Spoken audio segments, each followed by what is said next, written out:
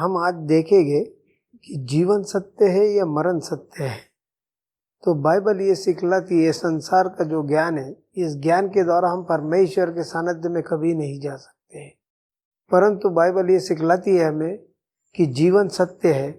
जब जो ज्ञान परमेश्वर ने दिया, जिस संसार के ज्ञान के द्वारा संसार ने परमेश्वर को जानने की कोशिश नहीं की, उसने उसी ज्ञान को ऐसे लोगों के हाथों में दिया कि जो अनाड़ी थे, अनपढ़ थे और जो परमेश्वर से दूर थे, उन लोगों के हाथों में उसने उस ज्ञान को सौंपा ताकि उसकी महिमा। जैसे एक मनुष्य के द्वारा, आदम के द्वारा पाप इस संसार में आया और पाप के द्वारा मृत्यु इस संसार में आ गई, वैसे ही यीशु मसीह के द्वारा, जिसे कहा है कि सेकंड आदम, कि उसके द्वारा जीवन इस संसार में आया। और जैसे मृत्यु राज करती रही संसार में, उसी प्रकार से प्रभु यीशु मसीह के द्वारा जीवन राज्य करे।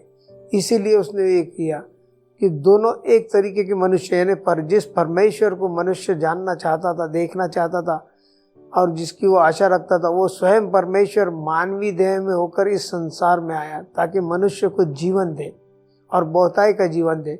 क्योंकि परमेश्वर की सदैव ये इच्छा रही कि मनुष्य जीवन को प्राप्त करे। उसने मनुष्य को जीवन देने के लिए इस पृथ्वी पर भेजा, ना ही कि मृत्यु के लिए। परंतु मनुष्य को मृत्यु उसके पाप के द्वारा आई, परंतु प्रभु यीशु मसीह के द्वारा हमें जीवन मिला और वो जीवन के लिए इस संसार में आया ताकि वो जीवन को हम प्राप्त कर सके।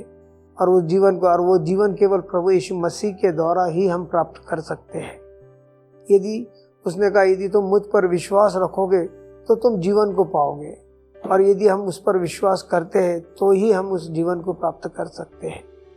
यदि हम उस पर विश्वास नहीं करते तो हम उस जीवन को खो देंगे, जिसके लिए प्रभु इस जीवन में आया। उसने क्रूस पर अपना बलिदान दिया और तीसरे दिन जी उठा। और उसने वो आशा हमें दी कि जैसे मैंने मृत्यु पर विजेता प्राप्त की है, वैसे ही तुम यदि मुझ में बने रहोगे और विश्वास करोगे तो तुम भी मृत्यु से पार होकर जीवन में आओगे।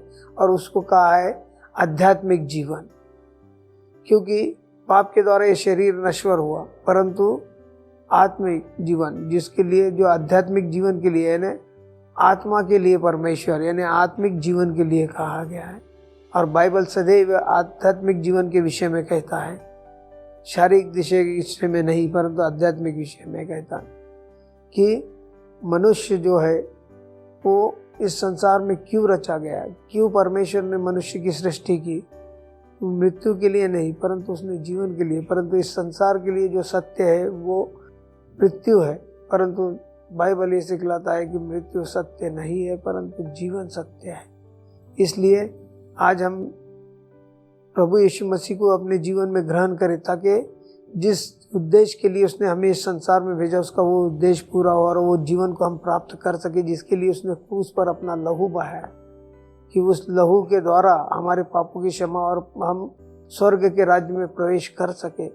यदि प्रभु यीशु मसीह इस संसार में नहीं आता, उसने क्रूस पर अपना लहू नहीं बहाया होता, तो एक भी आत्मा परमेश्वर के राज्य में, जिसे हम कहते हैं स्वर्ग और नर्क, वो स्वर्ग के राज्य में जा ही नहीं सकता। क्योंकि स्वर्ग के राज्य में जाने का एक ही मार्ग है, और वो है केवल प्रभु यीशु मसीह, और उसकी के द्वारा हम इस स्वर्ग के राज्य में जा सकते हैं। हर एक ग्रंथों को हम पढ़ते हैं, देखते हैं, परंतु प्रत्येक ग्रंथ में स्वर्ग और नर्क बताया, परंतु उसमें स्वर्ग में जाने का रास्ता केवल बाइबल बतलाती है। प्रभु यीशु मसीह का वचन केवल हमें सिखलाता है कि स्वर्ग में जाने का रास्ता क्या है। तो हम अपना जीवन प्रभु के हाथों में समर्पित करें, ये मैं विनती करता हूँ।